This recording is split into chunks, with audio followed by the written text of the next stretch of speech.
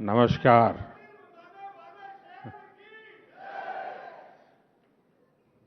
Network 18 के सभी पत्रकार, इस व्यवस्था को देखने वाले सभी साथी, यहाँ उपस्थित सभी महानुभाव, देवी और सज्जनों, आप सभी राइजिंग भारत की चर्चा कर रहे हैं और इसमें स्ट्रेंथ विद इन पर आपका जोर है। यानी साधारण शब्दों में कहूं तो देश के अपने खुद के सामर्थ्य पर आपका फोकस है।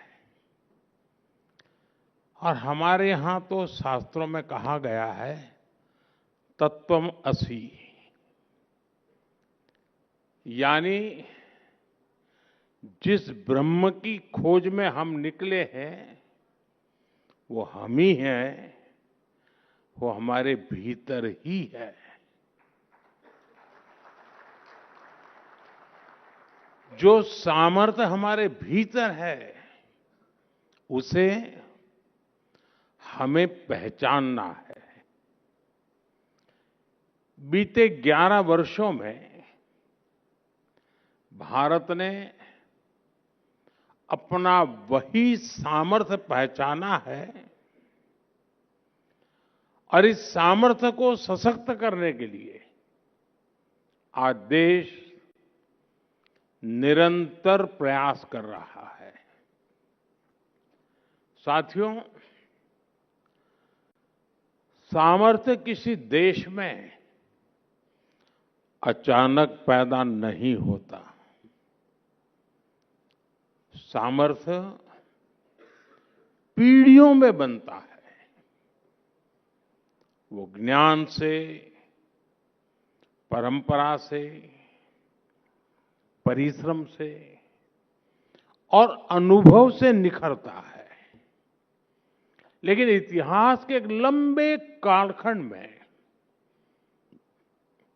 गुलामी की इतनी शताब्दियों में हमारे सामर्थ्यवान होने की भावना को ही हीनता से भर दिया गया था। दूसरे देशों से आयातित विचारधारा ने समाज में कूट-कूट कर ये भर दिया था कि हम अशिक्षित हैं और अनुगामी यानी फॉलोवर हैं। हमारे यहां ये भी कहा गया है, यादशी भावना यश सिद्धिर्भवति त्यादशी, यानी जैसी जिसकी भावना होती है उसे वैसी ही सिद्धि प्राप्त होती है।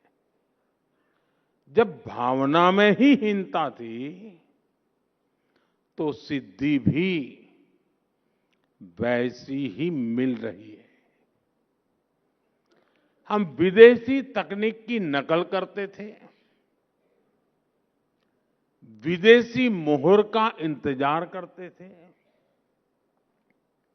ये वो गुलामी थी जो राजनीतिक और भौगोलिक से ज्यादा मानसिक गुलामी थी। दुर्भाग्य से आजादी के बाद भी भारत गुलामी की मानसिकता से बाहर नहीं निकल पाया और इसका नुकसान हम आज तक उठा रहे हैं। इसका ताजा उदाहरण हम ट्रेड डील्स को लेकर हो रही चर्चा में देख रहे हैं। कुछ लोग चौंक गए हैं कि अरे ये क्या हो गया, कैसे हो गया। विकसित देश भारत से ट्रेड डील्स करने में इतने उत्सुक क्यों है? इसका उत्तर है हताशा निराशा से बाहर निकल रहा आत्मविश्वासी भारत।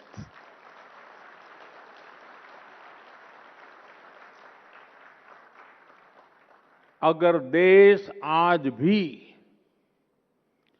2014 से पहले वाली निराशा में होता, फ्रेजाइल 5 में गिना जाता, पॉलिसी पैरालिसिस से गिरा होता, अगर ये हाल होते तो कौन हमारे साथ ट्रेड डील्स करता? अरे हमारी तरफ देखता भी नहीं। लेकिन साथियों, बीते 11 वर्षों में देश की चेतना में नई ऊर्जा का प्रवाह हुआ है।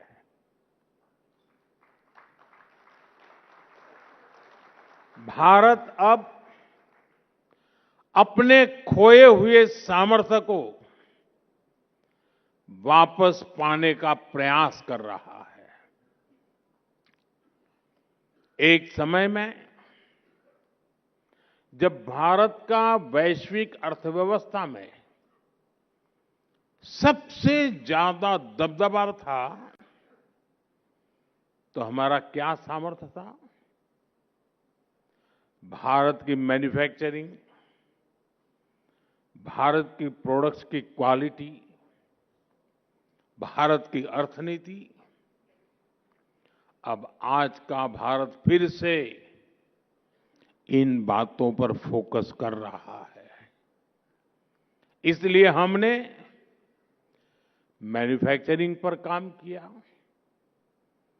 हमने मेक इन इंडिया पर बल दिया, हमने अपने बैंकिंग सिस्टम को सशक्त किया, महंगाई जो डबल डिजिट की दर से भाग रही थी उसको कंट्रोल किया और भारत को दुनिया का ग्रोथ इंजन बनाया।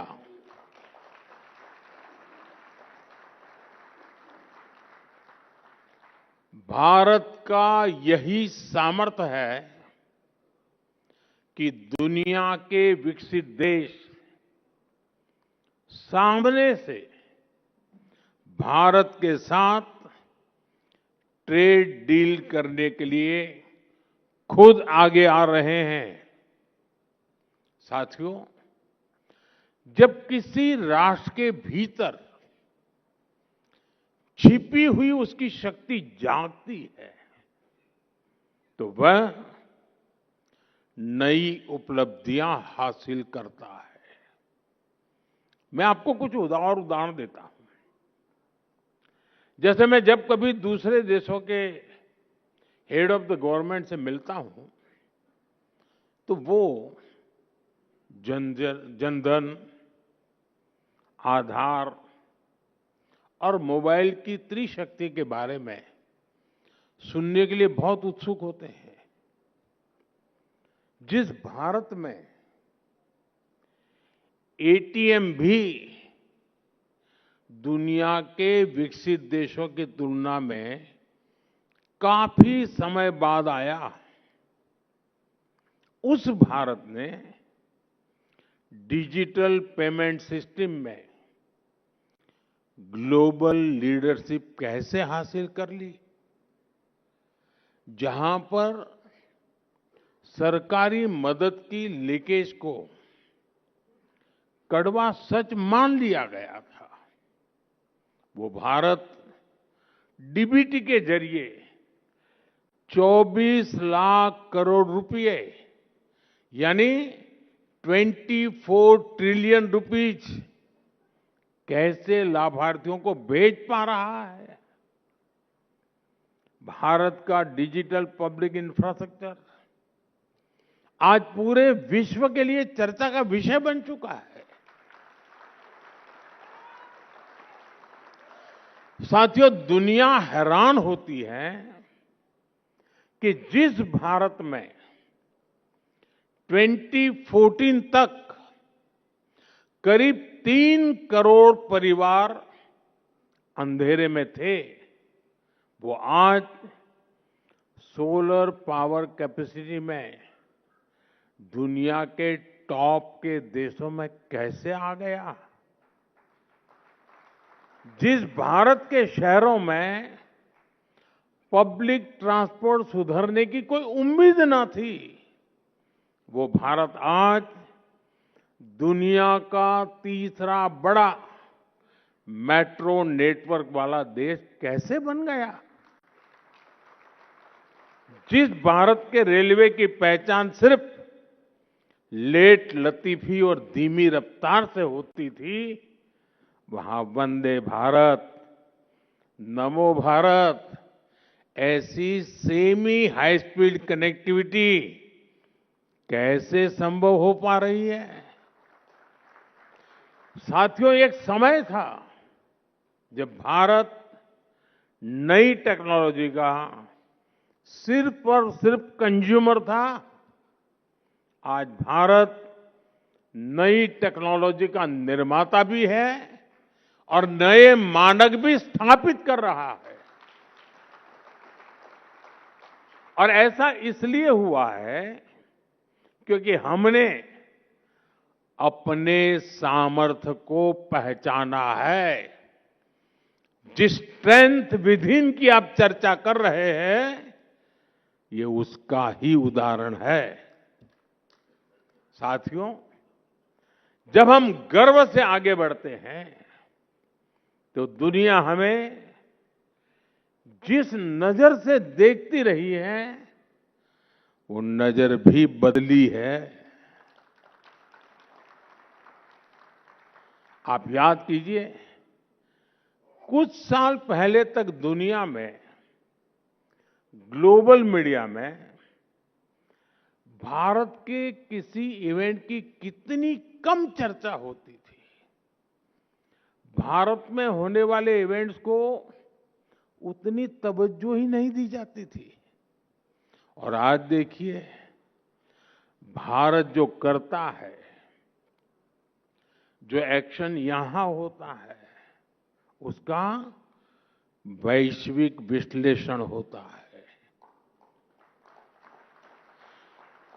एआई समिट का उदाहरण आपके सामने है। इसी भवन में हुआ है। एआई समिट में 100 से ज्यादा देश शामिल हुए। ग्लोबल नॉर्थ हो या फिर ग्लोबल साउथ, सभी एक साथ एक ही जगह एक टेबल पर बैठे। दुनिया के बड़े बड़े कॉरपोरेशंस हो या फिर छोटे छोटे स्टार्टअप, सभी एक साथ जुटे। साथियों, अब तक जितनी भी औद्योगिक क्रांतियां आई है, उनमें भारत और पूरा ग्लोबल साउथ सिर्फ फॉलोअर रहा है। लेकिन आर्टिफिशियल इंटेलिजेंस के इस युग में भारत निर्णयों में सहभागी भी है और उन्हें शेप भी कर रहा है। आज हमारे पास खुद का एआई स्टार्टअप इकोसिस्टम है। डेटा सेंटर में निवेश करने की ताकत है और एआई डेटा को स्टोर करने के लिए, प्रोसेस करने के लिए जिस पावर की सबसे ज्यादा जरूरत है, उस पर भी भारत तेजी से काम कर रहा है। हमने न्यूक्लियर पावर सेक्टर में जो रिफॉर्म किया है, वो भी भारत के एआई इकोसिस्टम को मजबूती देने में मदद करेगा। साथियों, एआई समिट का आयोजन पूरे भारत के लिए गौरव का पल था। लेकिन दुर्भाग्य से देश की सबसे पुरानी पार्टी ने देश के इस उत्सव को मैला करने का प्रयास किया। विदेशी अतिथियों के सामने कांग्रेस ने सिर्फ कपड़े नहीं उतारे, बल्कि इसने कांग्रेस के वैचारिक दिवालियेपन को भी एक्सपोज कर दिया है। जब नाकामी की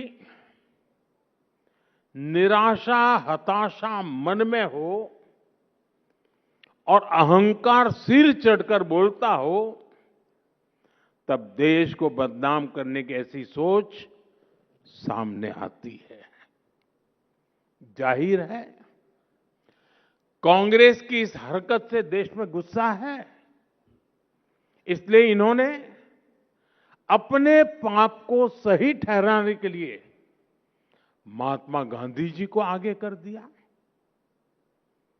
कांग्रेस हर बार ऐसा ही करती है। जब अपने पाप को छुपाना हो तो कांग्रेस बापू को आगे कर देती है, और जब अपना गौरवगान करना हो तो एक ही परिवार को सारा क्रेडिट दे देती है। साथियों, कांग्रेस अब विचारधारा के नाम पर केवल विरोध की टूलकिट बनकर रह गई है, और ये अंध विरोध की मानसिकता इतनी बढ़ गई है कि देश को हर मंच, हर प्लेटफॉर्म पर नीचा दिखाने से नहीं चूकते। देश कुछ भी अच्छा करे, देश के लिए कुछ भी शुभ हो रहा हो, कांग्रेस को विरोध ही करना है। साथियों, मेरे पास एक लंबी सूची है। देश की संसद की नई इमारत बनी, उसका विरोध। संसद के ऊपर अशोक स्तंभ के शेरों का विरोध। अब जिनके बब्बर शेर सामान्य नागरिकों के जूते खा करके भाग रहे थे,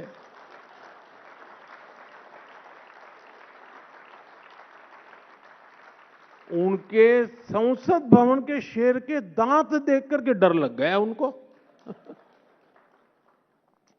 कर्तव्य भवन बना, उसका भी विरोध।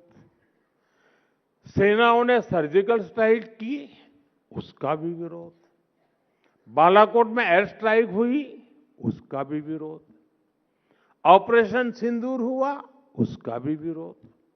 यानी देश की हर उपलब्धि पर कांग्रेस के टूलकिट से एक ही चीज निकलती है, विरोध। साथियों, देश ने आर्टिकल 370 की दीवार गिराई, देश खुश हुआ, लेकिन कांग्रेस ने विरोध किया। हमने सीएए का कानून बनाया, उसका विरोध। हम महिला आरक्षण कानून लाए, उसका विरोध। 3 तलाक के विरुद्ध कानून लाए, उसका विरोध। हम यूपीआई लेकर आए, उसका विरोध। स्वच्छ भारत अभियान लेकर आए, उसका विरोध। देश ने कोरोना वैक्सीन बनाई, तो उसका भी विरोध। साथियों, लोकतंत्र में विपक्ष का मतलब सिर्फ अंध विरोध नहीं होता। डेमोक्रेसी में विपक्ष का मतलब वैकल्पिक विजन होता है। इसलिए देश की प्रबुद्ध जनता कांग्रेस को सबक सिखा रही है।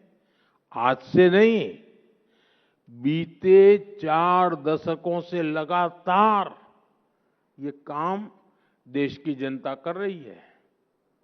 मैं जो कहने जा रहा हूं, मीडिया के साथ ही उसका भी जरा एनालिसिस करिएगा, आपको पता लगेगा कि कांग्रेस के वोट चोरी नहीं हो रहे हैं, बल्कि देश के लोग अब कांग्रेस को वोट देने लायक ही नहीं मानते।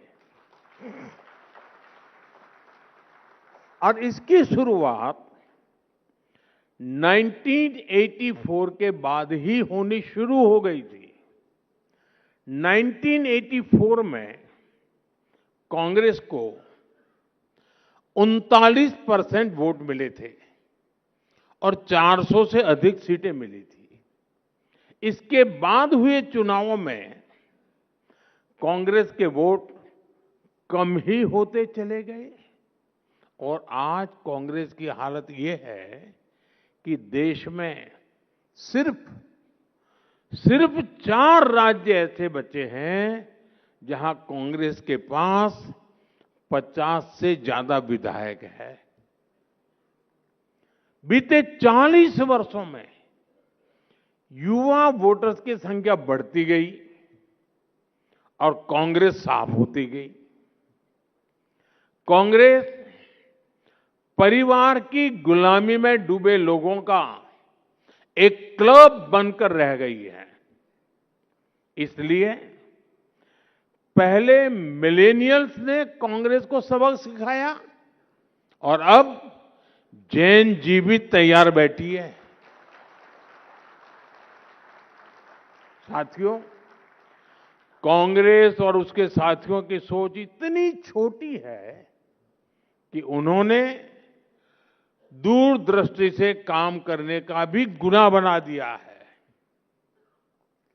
आज जब हम विकसित भारत 2047 की बात करते हैं तो कुछ लोग पूछते हैं, इतनी दूर की बात अभी क्यों कर रहे हो? कुछ लोग ये भी कहते हैं कि तब तक मोदी जिंदा थोड़ी रहेगा। सच्चाई ये है कि राष्ट्र निर्माण कभी भी तत्कालिक सोच से नहीं होता। वो एक बड़े विजन, धैर्य और समय पर लिए गए निर्णयों से होता है। मैं कुछ और तथ्य नेटवर्क 18 के दर्शकों के सामने रखना चाहता हूं। भारत हर साल विदेशी समुद्री जहाजों से माल ढुलाई पर 6 लाख करोड़ रुपए से अधिक खर्च करता है किराए पर। फर्टिलाइजर के आयात पर हर साल 2.25 लाख करोड़ रुपए खर्च होते हैं। पेट्रोलियम आयात पर हर साल 11 लाख करोड़ रुपए खर्च होते हैं। यानी हर वर्ष लाखों करोड़ रुपए देश से बाहर जा रहे हैं। अगर यही निवेश 20-25 वर्ष पहले आत्मनिर्भरता की दिशा में किया गया होता तो आज ये पूंजी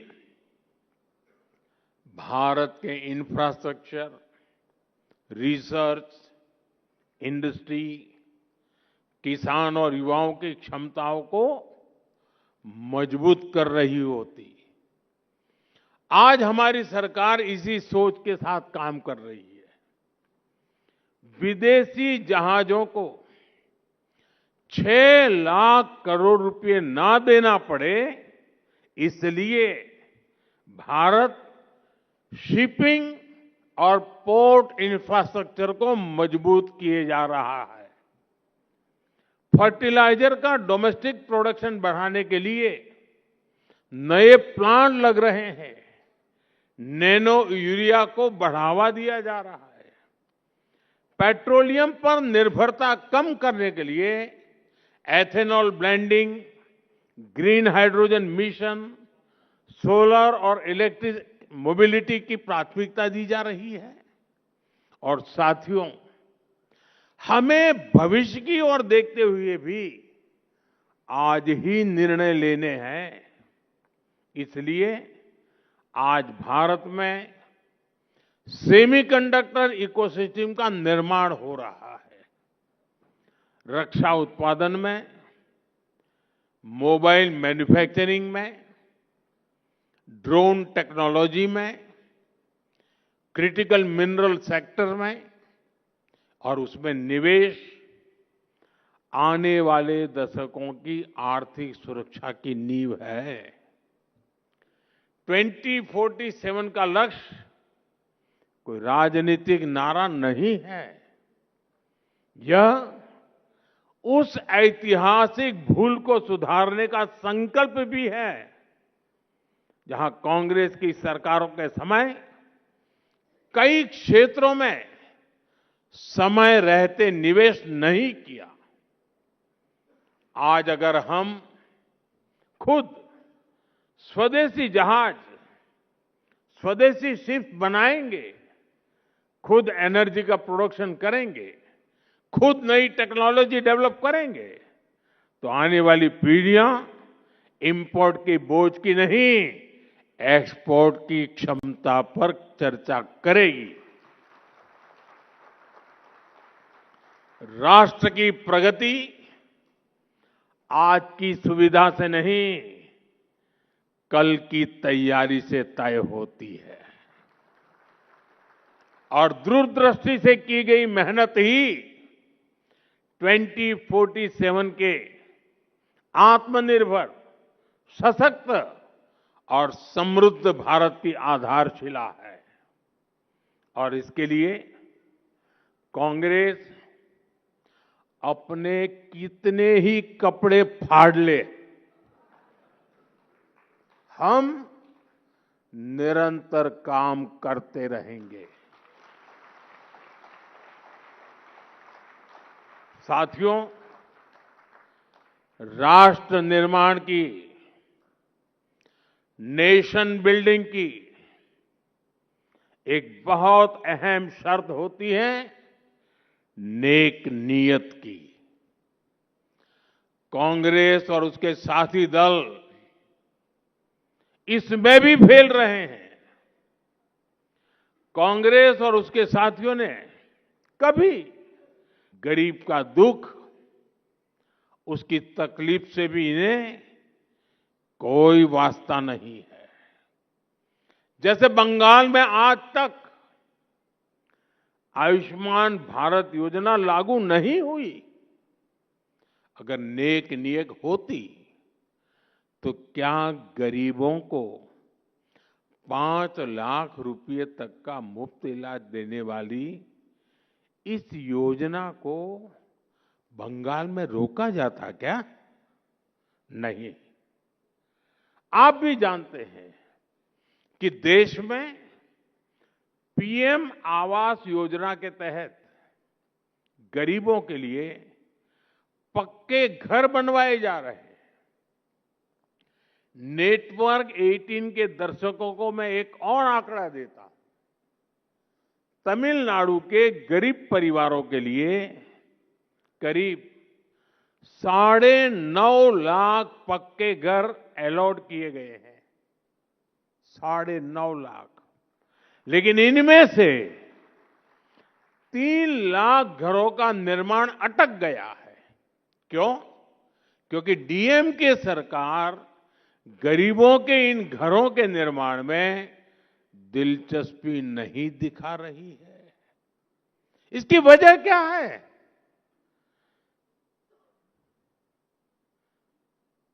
इसकी वजह है नियत नेक नहीं है। साथियों, मैं आपको एग्रीकल्चर सेक्टर का भी उदाहरण देता हूं। कांग्रेस के समय में खेती किसानी को अपने हाल पर छोड़ दिया गया था। छोटे किसानों को कोई पूछता ही नहीं था। फसल बीमा का हाल बेहाल था। एमएसपी पर स्वामीनाथन कमेटी की रिपोर्ट फाइलों में दबा दी गई थी। कांग्रेस बजट में घोषणाएं जरूर करती थी, लेकिन जमीन पर कुछ नहीं होता था, क्योंकि उसकी नीयत ही नहीं थी। हमने देश के किसानों के लिए नेक नीयत के साथ काम करना शुरू किया और आज उसके परिणाम दुनिया देख रही है। आज भारत दुनिया के बड़े एग्रीकल्चर एक्सपोर्टर में से एक बन रहा है। हमने हर स्तर पर किसानों के लिए एक सुरक्षा कवच बनाया है। पीएम किसान सम्मान निधि के माध्यम से किसानों के खाते में 4 लाख करोड़ रुपए से अधिक जमा किए गए हैं। हमने लागत का 1.5 गुना एमएसपी तय किया और रिकॉर्ड खरीद भी की है। मैं आपको सिर्फ दाल का ही आंकड़ा देता हूं। यूपीए सरकार ने 10 साल में सिर्फ 6 लाख मैट्रिक टन दाल किसानों से एमएसपी पर खरीदी। 6 लाख मैट्रिक टन। और हमारी सरकार अभी तक करीब 170 लाख मैट्रिक टन यानी लगभग 30 गुना अधिक दाल एमएसपी पर खरीद कर चुकी है। अब आप तय करिए कौन किसानों के लिए काम करता है। साथियों, यूपीए सरकार किसान क्रेडिट कार्ड के जरिए भी किसानों को मदद देने में कंजूसी करती थी। अपने 10 साल में यूपीए सरकार ने 7 लाख करोड़ रुपए का कृषि ऋण किसानों को दिया, 7 लाख करोड़ रुपए, जबकि हमारी सरकार इससे 4 गुना अधिक यानी 28 लाख करोड़ रुपए दे चुकी है।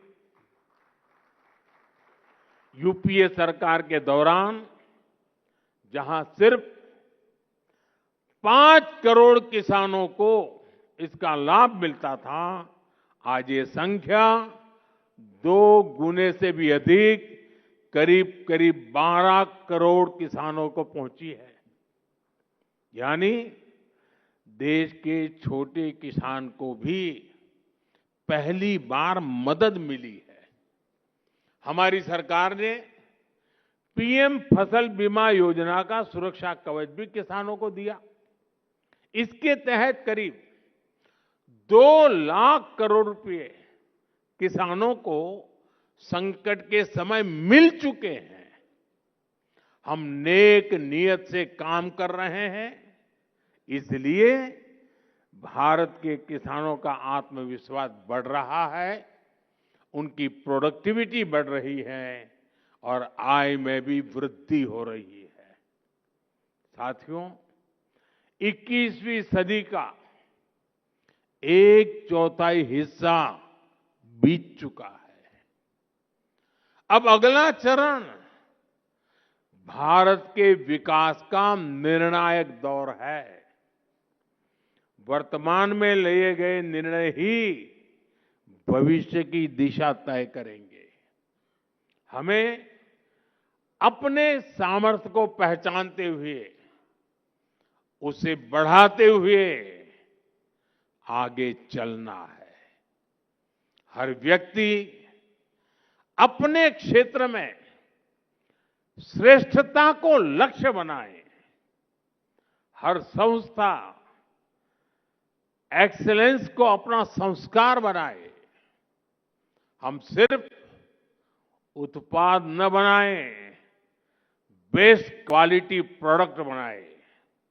हम सिर्फ रूटीन काम न करें, वर्ल्ड क्लास काम करें। हम क्षमता को परफॉर्मेंस में बदले। मैंने लाल किले से कहा है, यही समय है, सही समय है। यही समय है भारत को नई ऊंचाइयों पर ले जाने का। एक बार फिर आप सभी को बहुत बहुत शुभकामनाएं। बहुत बहुत धन्यवाद। नमस्कार।